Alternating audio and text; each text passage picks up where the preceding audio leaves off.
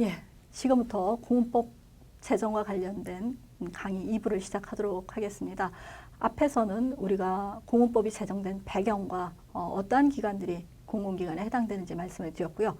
지금부터는 공공기관이 어떻게 구성되고 운영되는지 공문법 이후의 상황과 그리고 공문법이 우리한테 가져왔던 어떤 변화의 모습들에 대해서 설명을 해드리도록 하겠습니다. 공공기관 지배 구조라고 하는 두 번째 파트의 첫 번째 내용입니다. 공공기관은 지금 보시면 시장형, 준시장형, 위탁집행형, 기금관리형 4개로 구분이 되고 있습니다. 이 4개가 운영되는 모습들이 각각 다르다는 측면에서 지배구조를 한번 살펴보겠습니다. 첫 번째 시장형의 경우에는 시장이라는 말이 의미하듯이 상업성이 강하고요. 그래서 강한 기업형의 원리가 적용이 되고 있습니다. 따라서 민간기업과 마찬가지로 이사회가 주도적으로 이끌어가는 이사회 중심 모델이고요. 그 다음에 경영관리감독은 다른 기관들과 유사합니다. 공공기관 운영위원회가 최고의 가버넌스로서 지배구조를 형성을 합니다. 준시장형의 경우에는 상업적 성격이 어느 정도 있고 그래서 기업 원리와 정부의 통제를 같이 받는 준시장적인 성격을 가지고 있습니다. 그래서 이사회 주도 모델이기보다는 이사회가 굉장히 강력한 권한을 가지고 있는 이사회 강화 모델이라고 볼 수가 있고요. 역시나 경영감독은 공공기관 운영위원회에서 제재를 받고 있습니다. 위탁집행형의 경우에는 정부의 정책 목적 사업을 수행하는 기관이죠. 그래서 주로 공적 관리가 지배구조의 원리라고 보시면 될 것 같고요. 이사의 경우에도 여기서는 자문형의 이사의 역할을 한다라고 보실 수가 있고요. 그래서 주무부처와 공공기관 운영위원회가 경영관리감독 기능을 같이 공유를 하고 있습니다. 기금관리형의 경우에는 정부의 기금을 직접 운영하는 기관인데요. 지배구조는 공적 구조라고 볼 수가 있고요. 운영회와 이사회의 듀오보드 모델 형태를 가지고 있습니다. 역시 여타 준정부기관과 마찬가지로 주무부처와 공공기관 운영위원회 두 상위기관으로부터 경영감독을 받고 있습니다. 지금 공공기관 운영위원회가 어떻게 구성되는지에 대해서 간단하게 말씀드리겠습니다. 공공기관 운영위원회가 처음 만들어졌던 것은 2007년 4월이고요. 소속은 기획재정부 산하에 설치가 되어서 위원회는 정부위원과 11일 이내에 민간위원으로 구성이 됩니다. 운영위원회 운영의 경우에는 위원장을 포함해서 총 20인으로 구성이 되고요. 민간위원이 과반수 이상이 되어야 하는 규정을 두고 있습니다. 그리고 과반수 이상의 출석과 출석위원 과반수의 찬성으로 의결을 하게 됩니다. 그 안에는 소위원회들이 있는데요. 현재 인사보수소위원회, 그 다음에 공기업 선진화 추진위원회, 그 다음에 공공기관 경영개선 추진위원회가 운영이 되고 있습니다.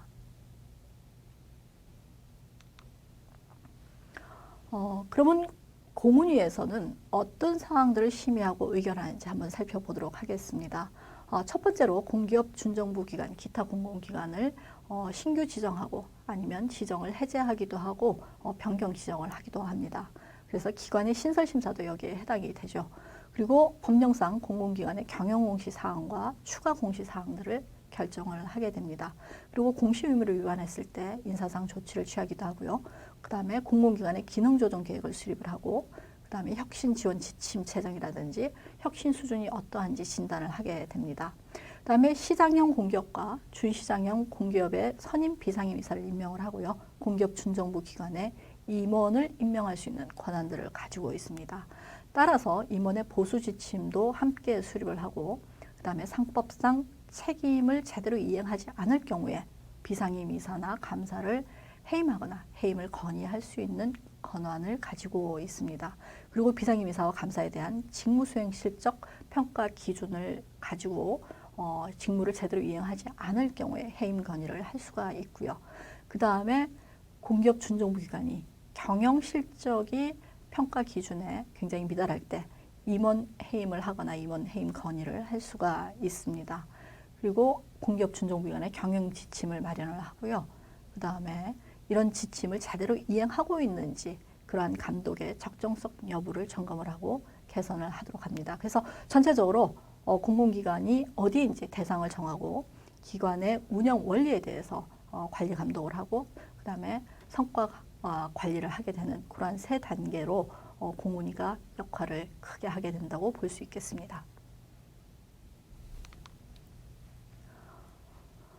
그 다음은 경영공시 내용에 대해서 말씀을 드리겠습니다. 공공기관이 어떤 일을 하고 있는지 국민들한테 투명하게 외부에 알리는 어떤 그런 내용들인데요. 현재 그 경영정보 공개 시스템, 우리 알리오라는 시스템을 만들어서 국민이면 누구나 접속을 해서 그 내용을 확인을 할 수가 있는데요. 공공기관에 해당되는 기관들은 일반 현황을 공개를 하고요. 그 다음에 기관 운영에 대해서 임직원 수라든지 임원 현황, 그 다음에 신규 채용, 임원 연봉, 직원의 평균 보수, 그 다음에 기관장 업무 추진비까지 세세한 기관 운영비를 공개를 하도록 되어 있습니다. 그리고 경영 성과와 주요 사업에 관련해서도 세세하게 요약 대차 대조표, 요약 손익 계산서, 수입 지출 현황, 그 다음에 주요 사업 투자 집행 내역, 자본금 및 주주 현황, 장단기 차입금 현황, 투자 및 출자 현황, 연간 출연금 및 증여, 경영 부담, 비용 추계, 납세 정보 현황 등 살림살이를 모두 공개하도록 되어 있습니다. 그리고 대내외 평가 부분에서는 국회 지적사항이라든지 감사원 지적사항, 주무부처 지적사항, 그 다음에 경영실적 평가 결과, 그 다음에 경영평가 이후의 지적사항, 고객 만족도 조사 결과, 감사 직무실적 평가, 이사회 회의록 등을 모두 공개합니다. 그 외에 공지사항으로 경영 혁신 사항이라든지 채용 정보, 입찰 정보, 연구 보고서, 기타 정보를 모두 공개하기 때문에 정말 국민한테 단 하나도 숨김없이 기관의 운영에 대한 모습들을 국민들이 언제나 볼 수 있도록 투명하게 운영될 수 있도록 마련되었다고 할 수 있습니다. 현재 운영되고 있는 알리오 시스템의 그림을 제가 몇 개 가지고 왔습니다. 컴퓨터를 클릭하시면 이런 시스템을 볼 수가 있습니다. 그래서 첫 번째 화면 페이지인데요. 아까 말씀드렸던 공공기관 대상이 340개가 있고 공기업이 36개, 춘정부기관이 99개, 기타 공공기관이 209개가 있다. 그래서 필요한 부분별로 아까 경영공시에서 말씀드렸던 항목별 경영공시를 클릭을 하시면 내용을 보실 수가 있고요. 통계 검색도 여기서 하실 수가 있습니다. 개별 공공기관의 운영 현황 여기서 다 보실 수가 있고요. 그 다음에 알리오 플러스라는 것을 클릭을 하시면 이 부분이 다시 나타나서 아주 방대한 내용들을 직접 클릭을 해서 보실 수가 있습니다. 공공기관 운영에 대해서는 정부가 모든 것을 국민들한테 실시간 24시간 보여줄 수 있도록 시스템을 만들었다고 보시면 되겠습니다. 다음은 공공기관의 지배구조 중에서 업무 감독 권한에 대해서 말씀을 드리도록 하겠습니다. 공운법에서는 공기업 준직부 기관을 중심으로 지배구조와 경영평가, 감독 체계에 관한 사항들을 규정을 하고 있고요. 그 외에 각종 지침을 통해서 그 다음에 우리 조직 정원 관리, 임원 보수 제한, 그리고 재무 관리, 혁신 등에 관한 사항 등을 규정을 하고 있습니다.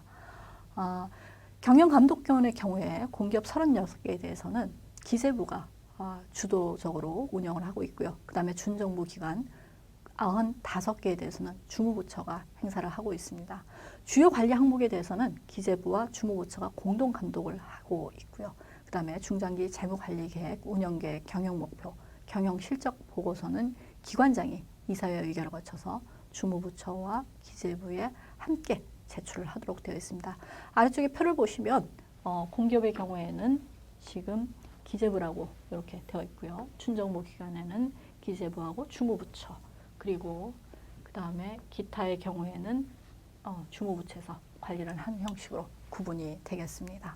그리고 사업감독의 경우에는 사실은 이 공기업이라도 주무부처가 하고 있고요.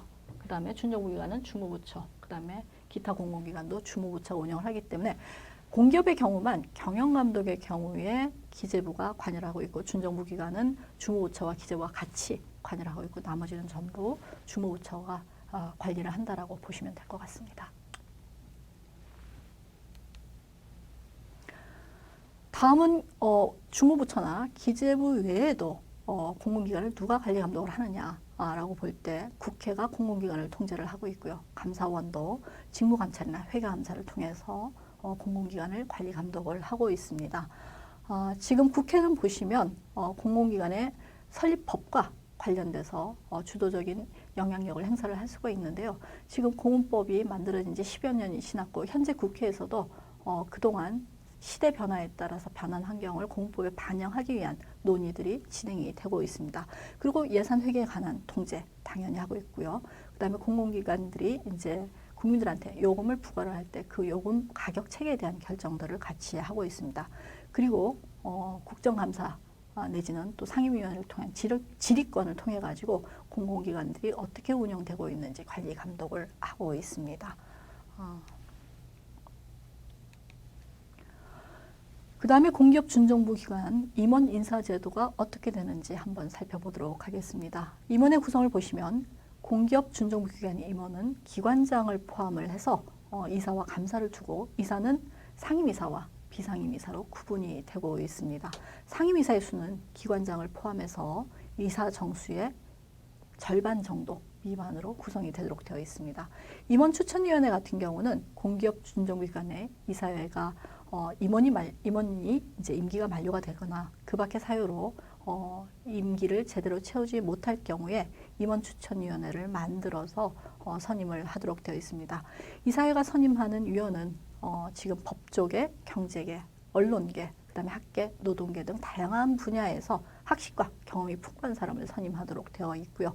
공기업은 과반수 이상의 비상임 이사회, 그다음에 이사회 선임 외부위원으로 이사회가 운영이 되고요. 준정부 기관은 과반수 이상의 비상임 이사회 선임 외부위원이지만 공무원이 참여가 가능하다라는 그러한 특징이 있습니다. 그다음에 임추위 위원장은 임추위 위원들 중에서 호선으로 결정을 하게 됩니다. 공기업 준정부 기관 임원 인사 제도에 대해서 계속 하겠는데 임원의 임면에 대해서 보시면 임원 임면의 공정성을 확보하기 위해서 투명한 절차를 규정을 하고 있습니다. 공기업 준정부 기관은 공문법을 적용을 하고 있고요. 기타 공공기관은 개별 기관 설립법에 따라서 임원을 임명을 할 수가 있습니다. 공기업 기관장의 경우에는 임원 추천위원회에서 기관장 후보자를 추천하면 공훈위에서 심의 의결을 거친 이후에 기재부 장관이 제청을 하고 대통령이 임명을 하는 절차를 가지고 있습니다. 다만 기관 규모가 대통령이 정하는 어떤 기준 이하일 경우에는 공기업의 장은 임원 추천위원회가 복수로 추천을 하고 공훈위에서 심의 의결을 하게 되면 그 사람 중에서 주무기관의 장이 임명을 하는 절차를 가지고 있습니다.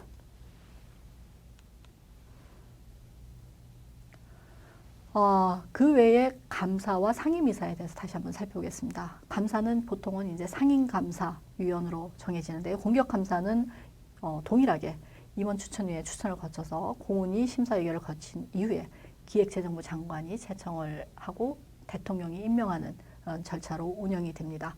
그렇지만 준정부 기관의 감사는 임원추천위원회가 복수로 추천해서 공훈위 심의의결을 거친 사람 중에서 기획재정부 장관이 임명을 하는 그러한 절차로 진행이 되고 있고요. 그다음에 상임이사의 경우에는 공기업의 상임이사는 당연히 공기업의 장이 임명을 하고요. 그다음에 준정부 기관의 경우에도 다른 법령에서 별도의 임원 추천위원회를 두도록 하는 규정이 없는 경우를 제외하고는 대부분 기관장이 상임이사를 임명을 합니다. 임원의 임기는 기관장의 경우에는 3년이고요. 그다음에 상임이사와 비상임이사의 경우에는 2년, 그리고 감사도 2년에 해당이 됩니다. 조금 전에 말씀드렸던 사항을 표로 정리를 했는데요. 기관장의 경우에 지금 공기업은 대규모 공기업이라고 얘기를 하죠. 총 수입이 1천억 이상이고 직원 정원이 500명 이상인 경우에 임원추천위원회와 공훈위 주무장관 제청을 거쳐서 대통령이 임명하는 형식으로 되어 있고요. 500명 이상이지만 준정부 기관에 해당이 되고 총 수입이 1천억 이상인, 1천억 이상인 경우에 그리고 기금형은 자산 1조 원과 직원 정원 500명 이상인 경우에 임원 추천위원회를 거쳐서 주무장관 제청을 하면 대통령이 임명을 하게 됩니다. 공기업도 소규모의 경우에는 임원추천위원회, 공훈위, 주무장관 임명의 순으로 정해지고요. 그다음에 준정부 기관도 소규모의 경우에는 바로 임원추천위원회를 거쳐서 공훈위를 거치지 않고 주무장관이 임명을 하는 형태로 진행이 됩니다. 상임이사의 경우에는 양기관 공의 기관장이 임명을 하고요. 비상임이사는 공기업의 경우 임원추천위원회를 거쳐서 공공기관 운영위원회와 기재부 장관이 임명하는 순서고, 준정부 기관은 대규모는 임원추천위원회를 거치지만 그 외에는 주무장관이 임명하는 형태로 됩니다. 감사는 어떤 기관이든 상관이 없이 임원추천위원회, 공훈위, 기획재정부 장관, 대통령이 임명을 하는 절차로 진행이 되고요. 그 다음에 소규모의 경우에만 임원추천위원회를 거쳐서 공훈위, 기획재정부 장관이 임명하는 순서로 진행이 됩니다. 다음은 이사회 제도에 대해서 살펴보도록 하겠습니다. 이사회는 공공기관의 업무 진행에 관한 의사의 결정을 하는 것으로서 상설기관으로 볼 수가 있습니다. 공공기관의 주요 경영 전략과 목표를 검토를 하고 경영 전반에 대해서 감독 권한을 가지고 있는 최고의 의사결정 기구라고 볼 수가 있습니다. 이사의 권한 역할은 경영 목표와 예산 및 운영 계획을 수립을 하고 예비비의 사용과 예산의 이월 결산, 기본 자산의 취득과 처분, 그 다음에 장기 차입금의 차입 및 사채의 발행과 그 상환 계획, 생산 제품과 서비스의 판매 가격, 그리고 잉여금 처분, 다른 기업체 등에 대한 출자 출연, 그리고 정관의 변경, 내규의 재정 변경, 그리고 임원의 보수 등 전반적으로 공기업 준정부 기관의 운영에 관한 사항들을 이사회에서 결정을 합니다. 지금 이사회 장을 공기업의 경우 선임 비상임 이사라고 하는데요. 선임 비상임 이사는 공공기관 운영과 경영에 대해서 학식이 풍부하고 경륜이 있으면서 중립적인 사람으로서 공훈위원 자격에 준하는 분을 선임하도록 되어 있습니다. 선임 비상임 이사의 권한을 살펴보시면 이사회의 소집 주재권을 가지고 있고요. 비상임 이사의 운영을 위한 지원을 할 수 있도록 요구할 수 있는 권한이 있습니다. 그리고 이사회를 개최할 때 의장으로서의 어떤 회의를 주재를 하고요. 그 다음에 회의 운영, 회의 소집 및 진행에 관한 사항들을 결정을 합니다. 이사회 회의는 이사회 의장이 소집을 할 수도 있고요. 재직이사 3분의 1 이상 요구로 소집이 될 수도 있습니다.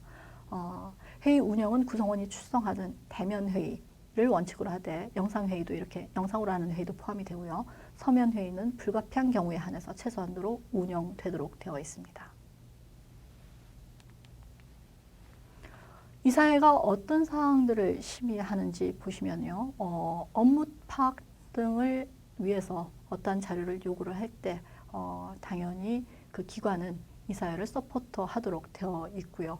이사회 회의록은 반드시 세세하게 작성을 해서 공개를 하도록 되어 있는데요. 개최 일시, 장소, 참석자 명단, 그리고 회의에서의 참석자 발언 내용, 회의 결과 등을 기록해야 합니다. 그리고 작성된 회의록은 다음 이사회 보고에서 확인을 받고 반드시 공개를 하도록 하는 절차로 진행됩니다.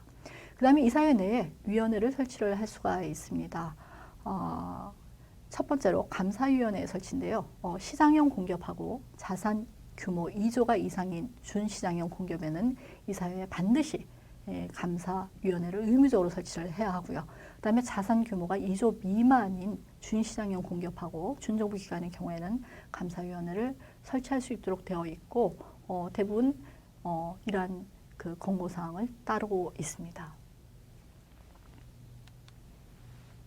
그 다음에 이사회에 또 다른 어떤 막강한 권한으로서 기관장에 대한 해임을 요청을 할 수가 있습니다. 이사회는 기관장이 법령이나 정관을 위배하는 행위를 하거나 그 직무를 게을리하는 등 기관장으로서 직무 수행에 현저한 지장이 있다고 판단할 경우에 해임을 요청을 할 수가 있습니다. 이사회 의결을 거쳐서 주미기관의 장한테 기관을 해임하거나 해임을 건의하도록 요청을 할 수가 있습니다. 그 다음에 이사회에서는 감사 요청권이 있습니다. 비상임이사는 필요하다고 인정되는 경우에 비상임이사 2인의 연수로 인해서 공기업 준정기관의 운영과 관련하여 감사나 감사위원회 특정 사안에 대해서 감사를 요청할 수 있습니다.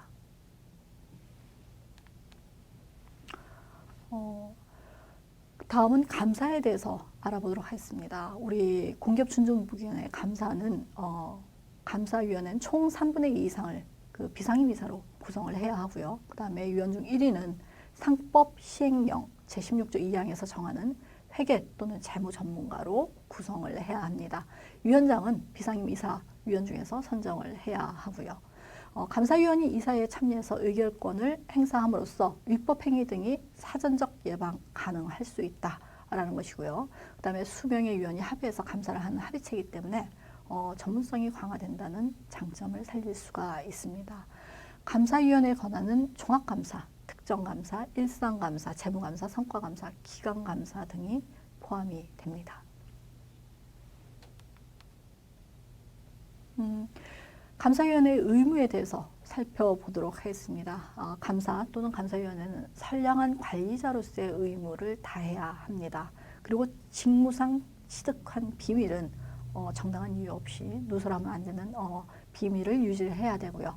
그 다음에 비상임 이사 2인의 연수로 감사나 감사위원회 특정한 사항에 대해서 감사를 요청할 경우에 여기에 응해야 하고요. 그 다음에 연간 감사 계획을 수립을 해서 종합감사 및 특정감사를 기관장한테 통보하고 이사회에 보고해야 하고, 그 다음에 감사 보고서를 매 회계연도 경과 후 2개월 이내에 작성해서 이사회에 보고할 의무가 있습니다. 이러한 감사위원들은 감사위원회의 임무를 해태할 때 기관에 대해서 연대해서 보상할 손해를 배상할 책임이 있고, 또는 고의라든지 아주 중대한 과실로 인해서 그 임무를 해태한 경우에는 제3자에 대해서 손해를 배상할 책임을 가지고 있습니다. 지금까지 말씀드린 지배구조를 요약해서 말씀을 드리면 통합공시의 경우에는 공기업이든 준정부기관이든 기타 공공기관이든 모두 해당이 됩니다. 그래서 일정 기간 정해진 모든 공시 내용이 있습니다. 모든 기관들이 공시해야 될 내용들은 전부 통합적으로 가이드라인을 만들어서 공시를 해야 되고요. 그 다음에 고객 만족도 조사의 경우에도 모든 기관들이 다 해당이 되고요. 그 다음에 기능 조정, 공공기관 혁신의 경우에도 공기업, 준정부기관, 기타 공공기관이 해당이 됩니다. 그 다음에 예산안의 확정에 대해서는 공기업의 경우에는 이사의 의결을 거치고요. 준정부기관은 주무장관 승인을 거치게 됩니다. 그리고 경영실적 평가와 감사 기준은 지금 공기업과 준정부 기관은 해당이 되고 기타 공공기관은 자율적으로 행하고 있습니다. 다음에 이사회 구성에 대해서 살펴보면요. 공기업에 해당되는 시장형, 준시장형은 15인 이내로 구성이 되고요. 마찬가지로 준정부 기관도 15인 이내로 구성이 됩니다. 이사회 의장의 경우에는 시장형은 선임 비상임 이사가 하게 되고요. 준시장의 경우에는 기관장이 이사회 의장이 되는데 예외적으로 자산 2조 원 이상일 경우에는 여기도 선임 비상임 이사가 의장이 됩니다. 준정부 기관에는 기관장이 이사회 의장이 되고요. 감사위원회는 말씀드렸듯이 공기업 중에 시장형은 필수적으로 설치를 해야 되고 준시장의 경우에는 자산 2조 원 이상의 기관만 해당이 됩니다. 선임 비상임 이사는 공기업과 준정부 기관의 이사회 의장, 그러니까 공기업에는 이사회 의장으로서 있고요. 그 다음에 준정부 기관에도 선임 비상임 이사가 있습니다. 상임이사 정수는 공기업은 지금 그 2분의 1 미만으로 되어 있고요. 그 다음에 대규모 기관, 준정부 기관에서 대규모 기관은 2분의 1 미만, 소규모 기관에서는 3분의 2 미만의 정원을 가지고 있습니다. 그 다음에 비상임 이사의 권한은 말씀드렸듯이 감사나 감사위원회, 감사를 요청할 수 있는 권한을 가지고 있고 기관장에게 자료를 요구할 수 있습니다. 비상임 이사와 감사 직무 수행 실적 평가와 관련해서는 기획재정부에서 평가를 해서 실적이 저조하면 해임이나 임명권자에게 해임을 건의할 수가 있습니다. 다음으로는 공문법 제정을 통해서 지배구조가 어떻게 개편이 되었는지 그 결과로 어떠한 변화가 있었는지 살펴보도록 하겠습니다.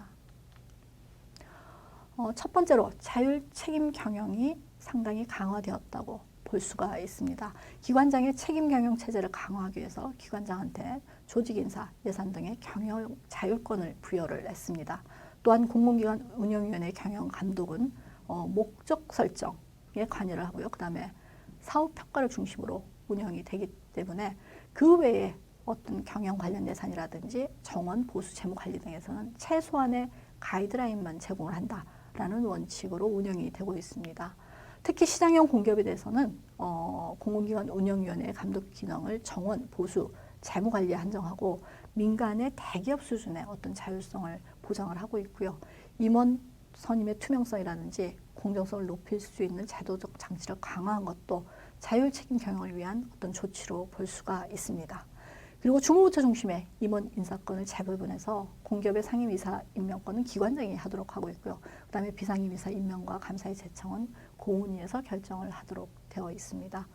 그리고 준정부 기관의 경우에 주무장관과 공공기관 운영위원회로 임원의 임명권을 이원화해서 서로 상호 견제가 가능하겠죠. 그 다음에 기관장과 상임이사는 주무장관이 임명권을 행사를 하고 비상임이사는 공공기관 운영위원회 심의를 통해서 주무장관이 그리고 감사의 제청은 공공기관 운영위원회에서 이렇게 분리가 되어 있습니다. 그 다음에 모든 임원은 임원 추천위를 구성을 해서 추천을 하도록 되어 있죠. 그 다음에 비상임이사회와 이사회가 선임한 외부위원으로 구성된 이러한 임원 추천위원회는 공기업과 준정부기관의 임원 후보를 추천을 하고 기관장 후보자와 경영계약에 대한 내용과 조건을 합의하는 기능을 담당을 하고 있습니다. 2008년 12월에 확정한 공공기관 운영체계 개편 방안에 의해서 주무부처와 기관의 자율권이 조금 더 확대되었고 준정부 기관의 상임이사 임명권은 기획재정부 장관에서 주무부처 장관으로 그리고 상임이사 임명권은 주무부처 장관에서 기관장으로 위임이 되었습니다. 그리고 경영진에게는 경영평가 결과와 관련해서 연관해서 연임과 해임을 연계하는 등 성과평가를 강화했습니다. 다음은 내외부 지배구조의 개선 사항에 대해서 말씀을 드리도록 하겠습니다.